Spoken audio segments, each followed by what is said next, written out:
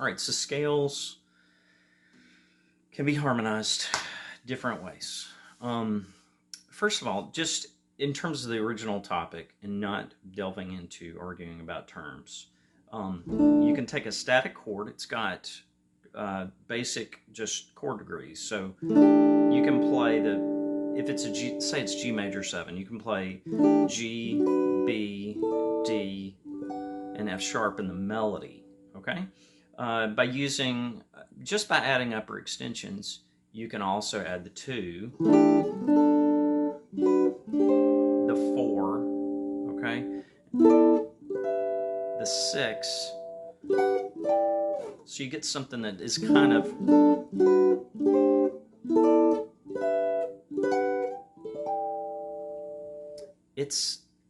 I can practice that as a scale. And I learned to practice things like that as a scale from a couple of different jazz players who are pros. That's how they would talk about learning it, is just learn to play it kind of melodically, covering all the scale degrees, which you could do as a scale, and you could call that a harmonized scale. And there's nothing wrong with that. That term is not locked up as meaning only one thing. I don't think. That's just my opinion.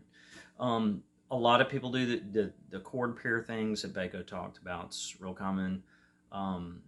Barry Harris talks about static chords and their relationship to a diminished chord, and that's a real helpful way. That's basically a dominant relationship. West did that, and Barry Harris does that. So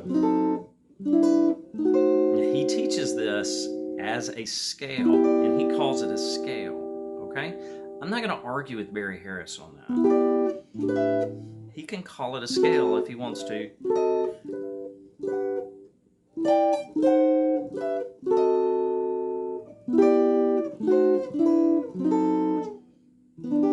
Okay, he's been around longer than me. He knows more than I do. So he can call it a scale if he wants to call it a scale. A scale of chords, or I think he calls it a scale of chords. So he calls them scales of chords. It doesn't matter. And here's why it doesn't matter.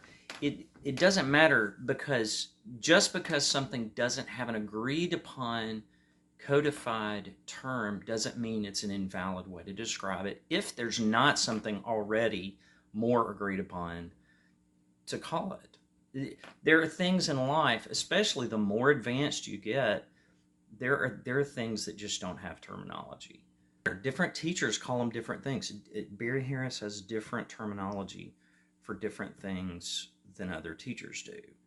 And at the end of the day, it doesn't matter until there's something that's enough consensus that it's kind of silly to start talking about it a different way.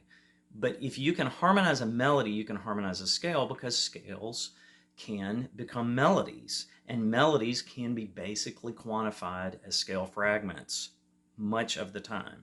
Okay, they can be described that way. We talk about scale degrees of melodies. So it's really getting into semantics when we start arguing about terms like this, because there's no international board of music theory terms and what they can be used as, and it's certainly not us on the Jazz Forum.